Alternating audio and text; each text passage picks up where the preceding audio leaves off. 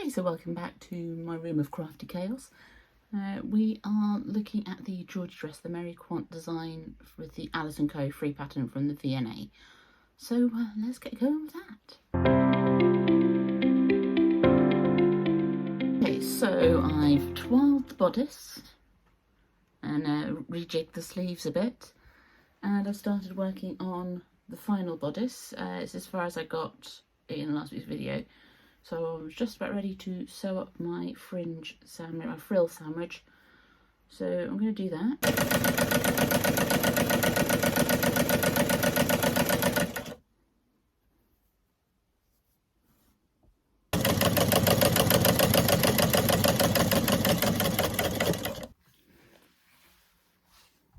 Okay, so catching up on the Eurovision semi-final whilst I'm sewing. This is the frill sewn onto the bodice. So I've got both sides done. I now need to get them to do the crossover thing and deal with linings, and there's like multiple sections to the instruction. The section for getting the bodice side seams done, 7 points in that step.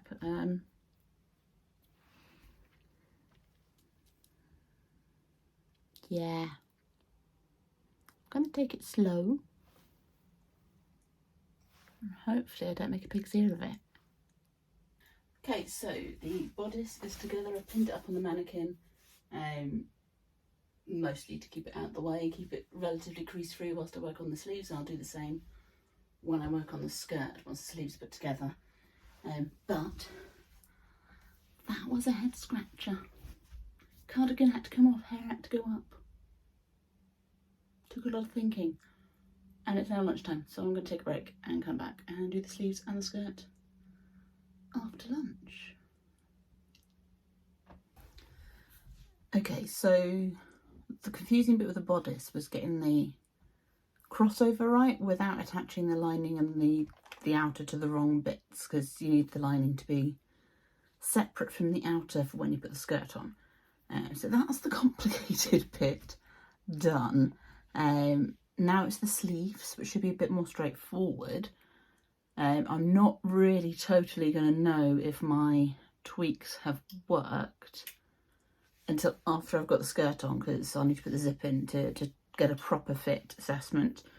I mean, I'll get a rough idea, but to get a proper fit assessment of whether it's worked or not won't be until after the zip is in.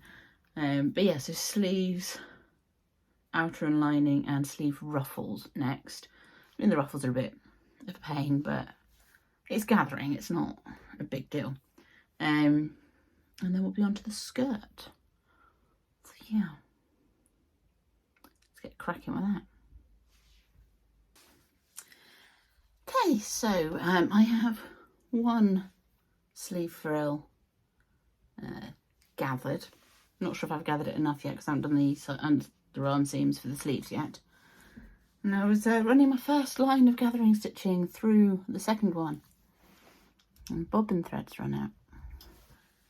And it's run out 4 inches, 3 inches before I need to finish the gathering.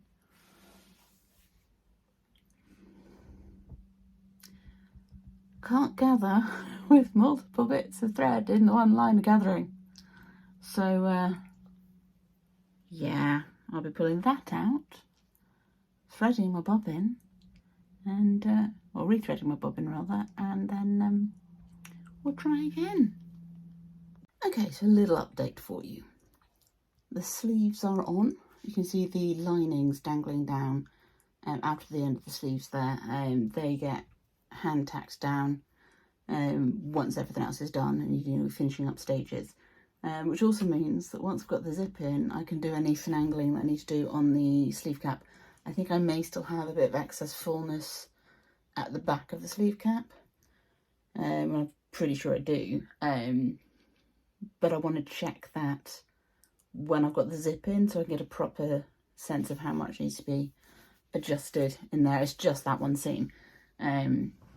So that's not too much hassle, because it would be maybe unpicking a couple of inches across the back of the sleeve cap to readjust some of that, just to take some of that out, and then matching it with the lining when I tack that down, so that's fine. So next step is the skirt. Now all I've left to do is the skirt, the zip, the belt, and then obviously hemming and hand finishing. Obviously this is quite a drapey fabric, so I'm probably going to interface the belt, which is an option in the pattern, to make it the belt stiffer. It's quite a wide belt, so I don't want it to actually stand a chance of standing up, so yeah, I think probably interface that before I stitch up the belt. And then the skirt, which is this here, in the drafting instructions for the skirt, it has you cut it out in one piece. So if it was a striped fabric, you'd be going down the length of the stripe, and that way the stripes would be going horizontally around the skirt. But this is a directional print, so in order to avoid elephants going in weird directions around the skirt, I did make sure that the neck frill, the elephants are all facing the upright way. Thinking about it though, I didn't check for the frill on the sleeve, but that's not enough to worry about it. The skirt's a much bigger bit of fabric. So I actually cut out 3 panels. The original instructions, it was 3 times your waist measurement, and then you pleat it down and cut off any excess. What I should have done is add a seam allowance onto my 3 panels, because I'm obviously going to need to seam them together. But I didn't. It's not going to make a huge amount of difference. I should still have enough. If not, I can fudge it. I can take like a couple of pleats out at the back or something to make it work if I need to. So the first thing I'm going to do is put some narrow French seams into the skirt panel so that they are one single skirt panel. So I'm going to do that, and then pleat it up. I've already measured the length of the bottom of the bodice and marked it on my old tape measure that I really should replace with a new one, because it's not 100% accurate now. But as long as I'm using this to measure stuff with, it's the same. So I've marked it with a pin to the length of that bottom of the bodice, so that when I'm pleating the skirt up, I can pleat it to that right length. So that's the next step. And pleating the skirt is where the fork comes in, so keep watching for that.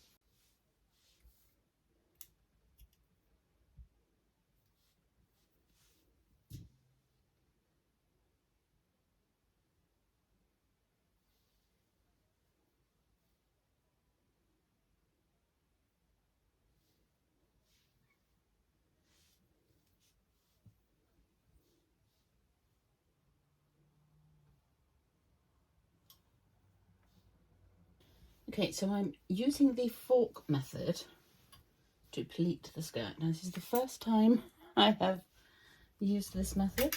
I'm not entirely convinced I'm doing it the most efficient way, but it's working. So I have my fork, and I'm basically using that to make the pleats even. So I'm going about a fork distance away from the previous pleat, so I'm just rolling it over. And then I'm slipping it so that 3 of the tines are under the fabric and 1 is on top. And then I'm going to turn the fork over, and it pulls that fabric through. Just make sure it's nice and even with the previous one. And then I'm going to pin it. So I'm going to pin it straight to my ironing board first, take out the fork, and then put the pin in. Like I say, there is probably a more efficient way of doing this, but it's my first go.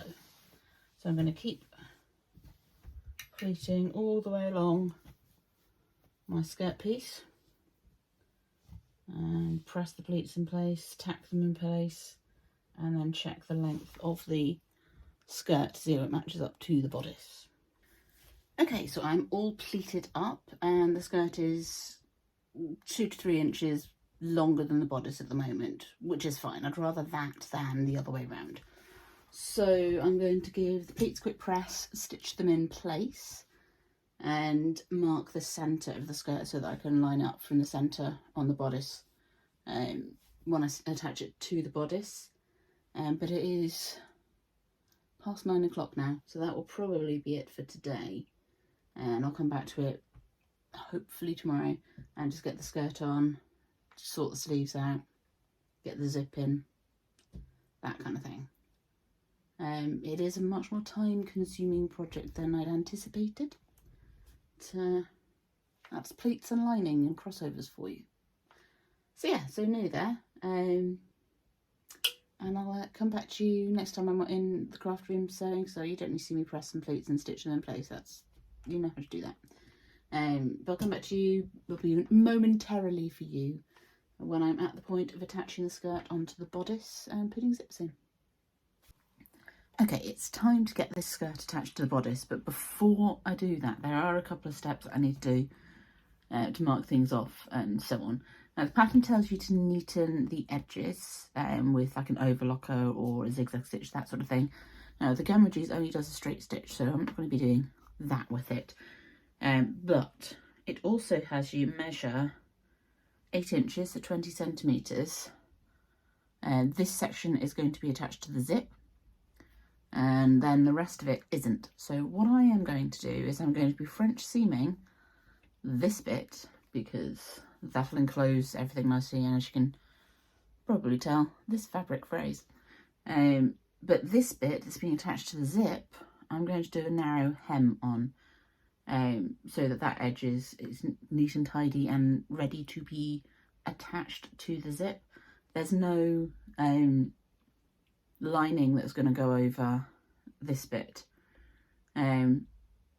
But what I am going to do is I'm going to actually wait until it's attached to the skirt to do this, just in case I need to trim it down further. So I am going to mark this 8-inch point, notch it, and attach it to the bodice. Then I'm going to come back and do a little hem on here, making sure I leave enough of seam allowance to attach to the zip. So yeah, so we'll go with that. Okay, so the skirt is attached to the bodice, just to the bodice outer. The lining is still free because we're going to be using that to cover this seam allowance later.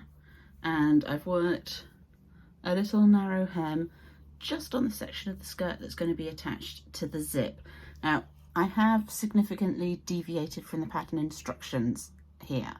What they have you do is close up the back seam of the skirt first, then attach it to the bodice, and then put the zip in. But I find it easier to put in invisible zips when that whole seam is open. Plus, it gave me the opportunity to get the skirt on evenly before I had to worry about the excess on either side, and that there was, say, 2 to 3 inches on either side that needed to be cut off.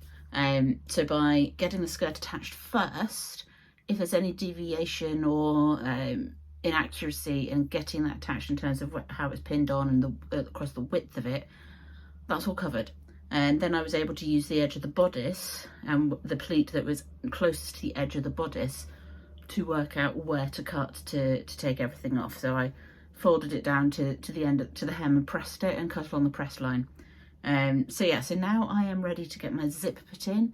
As I say, I'm going to be using the zip foot rather than the invisible zip foot, because I think I'll get closer to the teeth with that and get a better result. But if I end up having to do another line of stitching going through the exterior into the seam allowance and have a visible line of stitching, I'm not too concerned about that. I'm stitching in white as a white background on the fabric. It's not going to show drastically, and the original would have had a visible zip anyway, so it's all good. But yeah, I need to get the zip in so that I can then French seam the rest of that back seam and check the fit of the sleeve caps, because I think I'm going to need to take out a bit of fullness just across the back of the shoulder blade. I don't think I totally 100% got the sleeve cap the right shape, and because obviously the 12 is in a different fabric to this one, it'll drape differently, so I want to see it in this fabric before I make that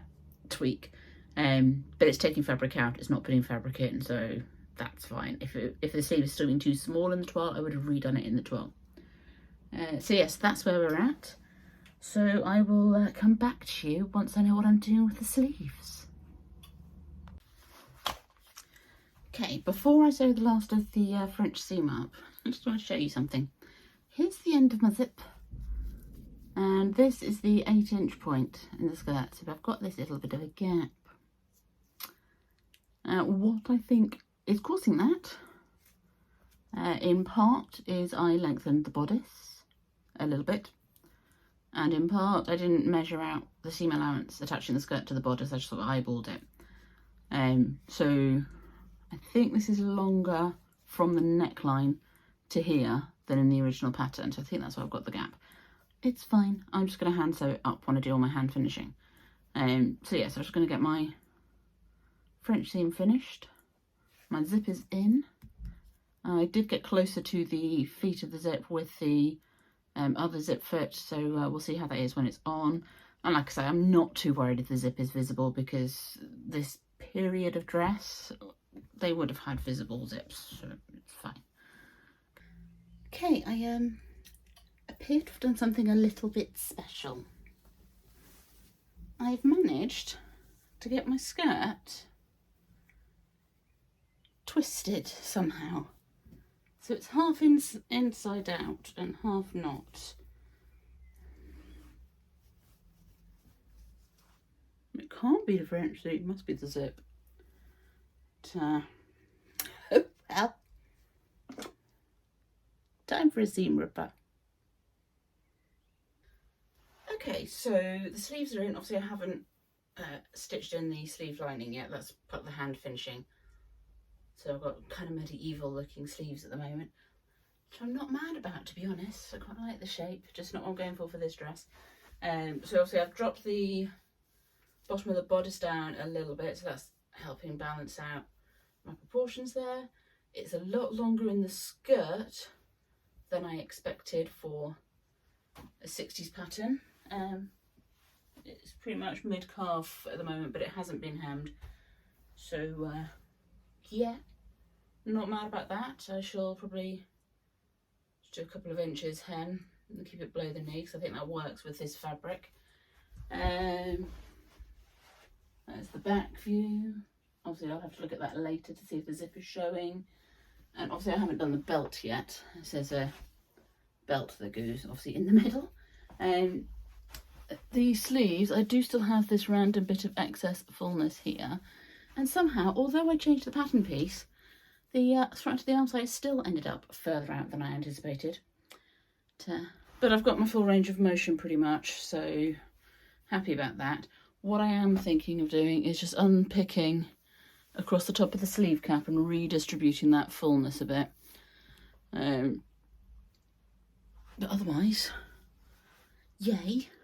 And clearly Mobius skirt has been resolved. I'd stitched the zip on backwards. That was the issue. But it meant I had to unstitch the zip and undo the French seam in order to fix it. So yeah, be careful putting in your zips, people. Alright, so let's get these these sleeves sorted, belt made, hemming done, and then we'll have pictures or a twirl or something. So yeah, so I shall hopefully get this done so that I can hand finish at least by the end of the Eurovision semi-final, because it's the second semi-final tonight. So hopefully I can at least be hand finishing by the time that finishes. Obviously this bodice isn't sitting totally smoothly at the moment because the lining isn't tacked down at the edges, but that's okay. Okay, so dress is done. I've got the belt on. I wasn't able to get as long a belt as I would have liked. There's the option to have it go around twice and do up at the front. I did put heavyweight interfacing in it because the fabric's a drapey, so the bow can have a bit of structure, and I still haven't mastered tying bows so they're neat and stay still. I've got a good range of motion, which is fabulous. I also took a twirl in so you can see the full 360 of the dress. But yeah, I mean, overall I'm pretty happy, and I've still got, as I say, the range of motion there. The sleeves aren't exactly right. I did bring on the pattern piece the sleeve stitch line further in, or at least I thought I had, but they're still sitting quite far out, so I'm not quite sure what happened there. But they're definitely better sleeves than on the 1950s dress that I did. I did take out the bulk of the excess fullness in the top. I didn't take all of it out. Somehow I got more out on that side than the other, but never mind.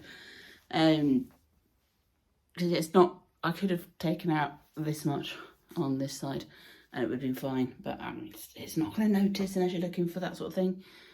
I may or may not put a couple of stitches in kind of here, just to make sure that it's not sort of slipping down and showing the slip underneath, but we'll see. It might be fine. We'll see how it goes as I wear it. And I may sometimes wear it without the belt on as well, because the belt just makes it a little bit more formal, I think. Whereas without the belt on, it's fairly casual in this fabric, or at least less formal. So yeah, I think it works quite well in this fabric. I think if I'd have had a more structured fabric, I'd probably have wanted the hemline a little bit raised. It is a bit longer than I tend to picture when I think of 60s dresses. I'm not mad about it. I quite like the length. Yeah, like I say, if it was a more structured fabric, I probably would have raised the hemline a bit so it was more kind of over the knee, whereas this one is under the knee, which is a good length for me. I like my skirts that sort of length. Round about knee length is good for me. So yeah, really happy with this one. I say it is a free pattern on the Victoria and Albert website. Most of the instructions are pretty good and clear. There were a couple of moments where I was like, one was putting the sleeves in, and also some of the instructions for the belt. It says wrong size together when it means right size together at one point, but that's only a minor issue and it's fairly easy to work it out what they mean. The sleeves though, I could not work out how they wanted me to put the sleeves in at all. So I did it the way that I would normally do it, which worked fine. Yeah, so that's all done. Coming up next, in no particular order because I've not decided what I'm doing next week yet, there's going to be a weaving project coming up. We're going to do some cushion covers. There's going to be some shorts being made. There's a hand sewn garment that I have started that I'll be bringing video to you eventually when I get it finished, but obviously hand sewn garments take time. So do all the stuff down below to make sure you don't miss out on any of those, and I will see you next week. But in the meantime, happy crafting and bye-bye for now.